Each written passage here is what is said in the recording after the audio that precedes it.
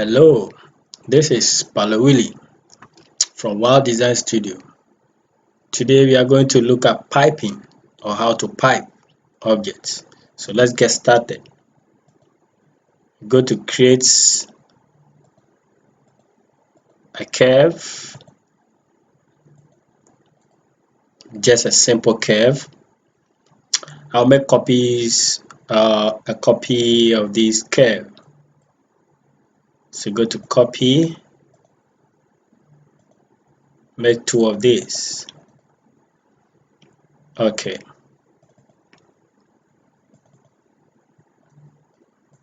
Now press and hold these objects, solid objects, and we will see pipe here, or you can type pipe. But if you use this menu, it will tell you that we have two types of pipe. So we have the flat cap pipe, and then we have the round cap pipe. So let's see how they all work.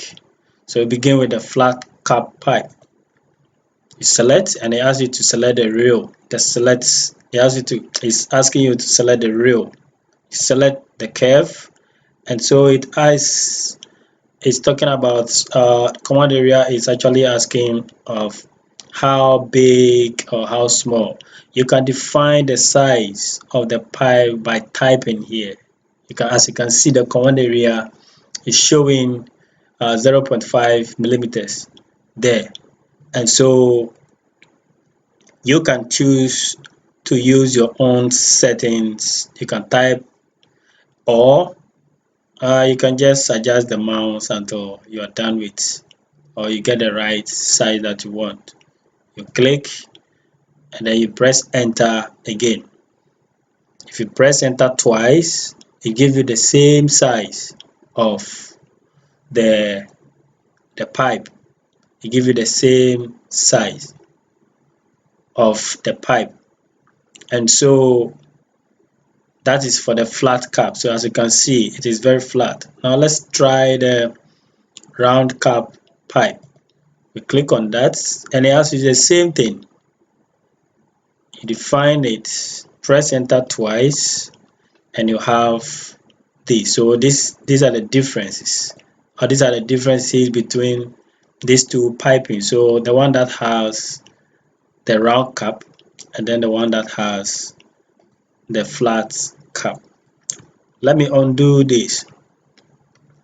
Okay, now you saw that we did a pipe with the same radius of the cap.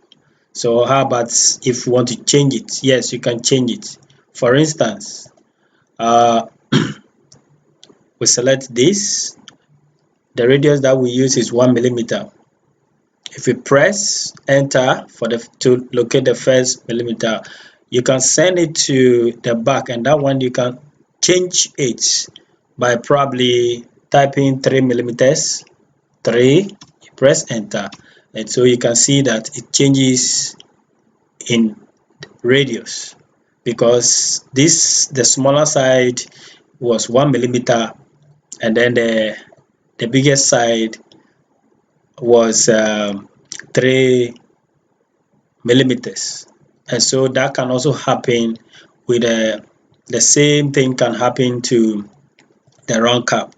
So let's try that one and see. We have 1 millimeter or 2 millimeters for this, and then the last part of the radius of, we can say 4 millimeters. 4 millimeters. Press enter twice and it works like that. So this is piping. This is piping. And so pipe can also be used to make wonderful objects in Rhinoceros. Now I want to demonstrate, I want to hide these objects or delete them and demonstrate with a fancy table decorator using just using a sphere. So I'll create a sphere Then we go to edit, rebuild, select object to rebuild this object, press enter. I need 20 curves. So you can reduce, so the more you reduce it, it changes in the V or U direction. We need 20, we press enter. Now we have 20 curves both in the U direction and then the V direction. Okay, now I am going to extract all the curves because I want to use the pipe command. I'm going to extract the curve. So we go to curve menu, then we go to curve from objects. Then we have extract wireframe. So we select object to extract the wireframe from. This you press enter, and so now you can see that all the wireframes are separated. They have been extracted. So I'm going to hide the middle poly surface. Hide it somewhere here because I'll need it. Now I'm going to issue the pipe command. So go to pipe, and I'm going to use the round cap pipe. And then I'll use, it's asking me to select the rails, which means the curves to pipe. There are instances where we can do cross selection so that we don't have to be selecting one after the other. In this case, we have to select one after the other. But if we cancel the command, you will see that at the command area we have multiple. So if I select multiple, it will allow me to select or cross select multiple curves at a go. Okay, so let me set my radius for the pipe. So I'll reactivate the command, and so it said I should select the rail or the curve. Now let me set my radius to 2. I want or probably it's too big. Let's change the radius. Let me change the radius, too big. Maybe 0.5, undo. 0.5 would do. 0.5. Okay, 0.5. 0.5 would do. Okay, all right. So 0.5 will be okay for the piping. So then, what do I know? What do we need to do again? We reactivate the command, select multiple, and then select multiple or cross selection. Press enter twice, and then let's see what happened. Now you can see that all the wireframes have turned into pipes.